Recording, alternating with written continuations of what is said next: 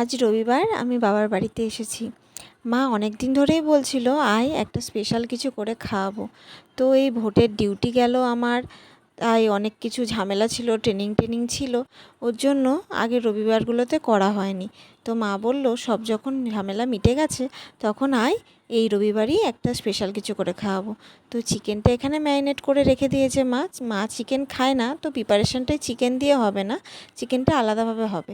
প্রিপারেশনটা হবে চিংড়ি মাছ আর ডিম দিয়ে। মা এখানে চিংড়ি মাছগুলো কেটে বেছে রেখে দিয়েছে। আর এখানে জিরো আমাদের এখানে পাহারা দিচ্ছে। মাছ মাংস হলে ও তো রান্নাঘর ছেড়ে যাবেই না, ওখানেই বসে থাকবে, বিশেষ করে মাংস হলে। তো ওকে আমি একটুখানি আদর করছি। আর জয়ী এখানে চলে এসছে ওর ফিল্টার নিয়ে, আমাকে জল ভরে দিতে হবে।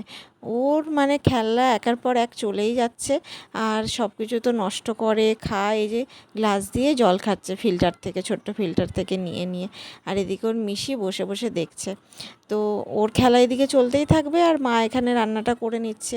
এখানে ডিমটার মধ্যে আদা রসুন বাটা, একটু পেঁয়াজ, লঙ্কার গুঁড়ো আর হলো নুন গোলমরিচ দিয়েছে। আর এখানে পেঁয়াজটা ভেজে বেরেস্তাটা করে নিচ্ছে। তো তারপরে ডিমটা ভেজে নেবে, পেঁয়াজ বেরেস্তা করে তুলে রাখা হয়েছে।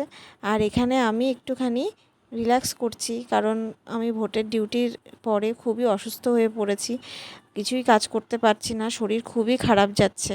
মানে জ্বর থেকে শুরু করে আরও অনেক কিছু অসুবিধা।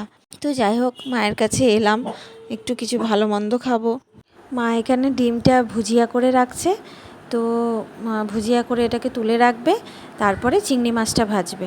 মায়ের হাতের সেদ্ধ ভাতও কিন্তু স্বাদের হয়, তাই না? তোমাদের কি মতামত অবশ্যই জানিও। আমি তো রবিবার করে দুপুরবেলা হলেও চলে আসি আমার বাপের বাড়িতে, যেহেতু আমার বাপের বাড়ি আর শ্বশুর বাড়ির ডিস্টেন্স খুবই কম। রবিবার দুপুরবেলা হলেও আমি চলে আসি একবার দুপুরবেলায় খাওয়ার জন্য। আর মা বাবাও অপেক্ষা করে থাকে আমি কখন আসবো, কিন্তু রবিবার একটু কাজ বেশি থাকে, তো তাই আস্তে আস্তে অনেক বেলাই হয়ে যায়, একটা দুটো তো বেজেই যায়, বেশিরভাগ দিনই দেরি হয়ে যায়। তো মা এখানে চিংড়ি মাছগুলো তুলে ভেজে রেখেছে। আর তেল গরম করলে ওর মধ্যে দিয়ে দিয়েছে তেজপাতা, গোটা গরম মশলা, একটা শুকনো লঙ্কা, আর দিয়ে দিল ঘি। ঘিটা মা বাড়িতেও বানায়, বেশিরভাগ বাড়িতেই বানায় আমাদের ঘি। আমার মেয়ে তো ছোটোবেলা থেকে মায়ের বানানো ঘি খেয়েই বড় হয়েছে বেশিরভাগটা সময়। মা ভাবে যতদিন আমি পারবো ততদিন আমি তোর মেয়েকে আমি ঘি করে খাওয়াবো। তো এখানে গোটা গরম মশলা নিয়ে নিচ্ছে, বড় এলাচ, ছোটো এলাচ, গোলমরিচ, তারপরে লবঙ্গ, দারচিনি আর কাজু বাদাম। তো তেলের মধ্যে সব কিছুই ভেজে দেবে, এবং ভেজে নেওয়ার পরে তেলের মধ্যে কাজু বাদামগুলোও দিয়ে দিল। তারপরে এই গোটা গোলমরিচগুলো দিয়ে দিল। এই কাজু বাদাম দেওয়ার পরে মা আলু আগে থেকে সেদ্ধ করে রেখেছিল, সেদ্ধ করা আলু এর মধ্যে দিয়ে দিল। তারপরে এর মধ্যে দিয়ে দেবে হলুদ আর নুন আর আদা রসুন বাটা। অনেক দিন হলো মায়ের হাতে এই রান্নাটা আমরা খাইনি। তো মাও অধীর আগ্রহে অপেক্ষা ছিল, বলছে হচ্ছে না। তো আমি বললাম আজকে করেই ফেলো, আর দরকার নেই দেরি করার, পরে যা হবে দেখা যাবে, আজকেই তুমি করো। তো মা এটা করতে শুরু করলো। সকালে আমরা পরোটা খেয়েছি, পরোটা আর আলু ভাজা করেছিল, আমি আর মেয়ে খেয়েছি। এর মধ্যে আদা রসুন বাটা এবার দিয়ে দিল, তারপরে ভালো করে কষাবে এবং আস্তে আস্তে এক একটা জিনিস অ্যাড করবে। এর মধ্যে তারপরে দিয়ে দেবে চিংড়ি মাছগুলো, একটু শুকনো লঙ্কার গুঁড়ো দিয়ে দিল, এটা কাশ্মীরি লঙ্কার গুঁড়ো, জাস্ট রং হওয়ার জন্য অল্প একটু দিয়ে দিল। তারপরে এক একটা করে চিংড়ি মাছ ভাজাগুলো দিয়ে দিল, দিয়ে কষাবে এবং এক এক করে সব কিছু অ্যাড করবে। চিংড়ি মাছ দিয়ে কষানো হয়ে গেলে তারপরে এর মধ্যে দিয়ে দেবে পেঁয়াজ পেস্ট দিয়ে দেওয়া হলো। পেঁয়াজ পেস্ট দিয়েও কষানো হবে।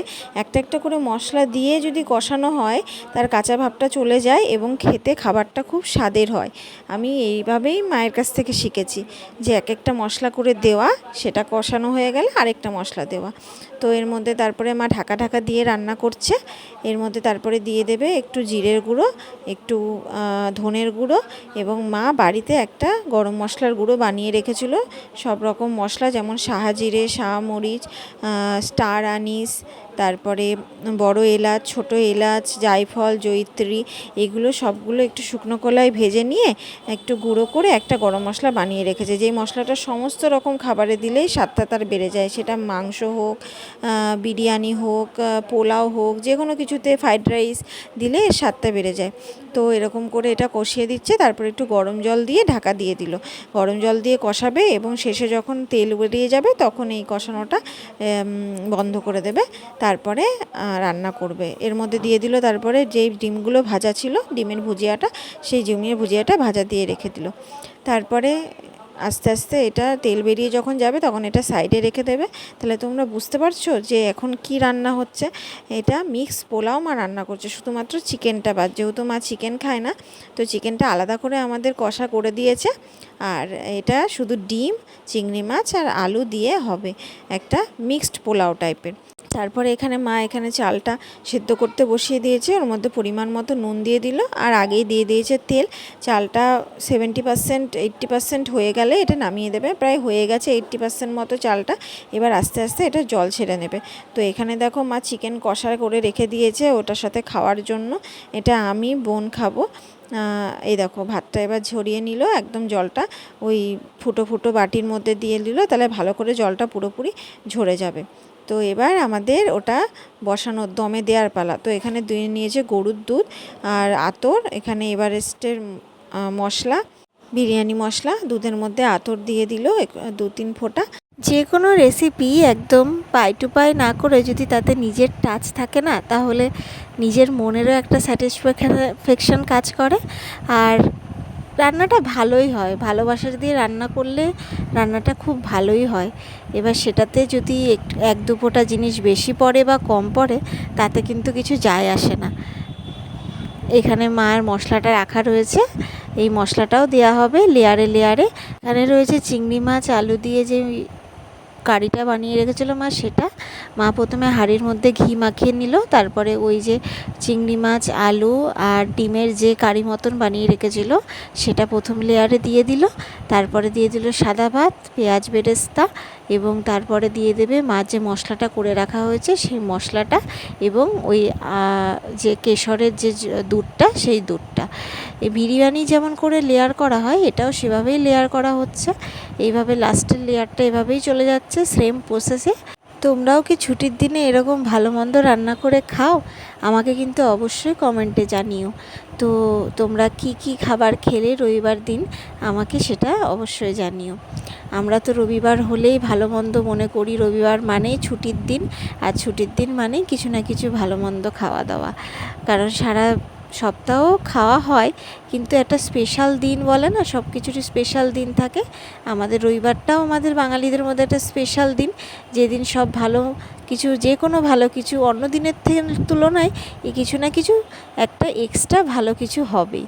তো লাস্ট লেয়ার চলে যাচ্ছে দমে দেওয়ার জন্য এখানে চাল দিয়ে, আর লাস্টে যে পেঁয়াজ বেরেস্তাটা ছিল সেটা দিয়ে দেওয়া হলো এবং যাবে বিরিয়ানি মশলা, আর লাস্ট যেটুকু কেওড়া জল, আতর আর ওই কেশরের মিশ্রণটা ছিল সেই মিশ্রণটা দিয়ে দিয়ে ঢাকনা দিয়ে আর একটু আটা দিয়ে সিল করে এটা চাটুর ওপর, যেটা ডবল ডেকার প্রসেস বলে, চাটুর ওপরে সেটাকে বসিয়ে দেওয়া হবে। আর ঘি দিয়ে দেওয়া হলো, দেশি ঘি। এবার চলে গেল দমে। দমে প্রায় 20-25 মিনিট এটা থাকবে।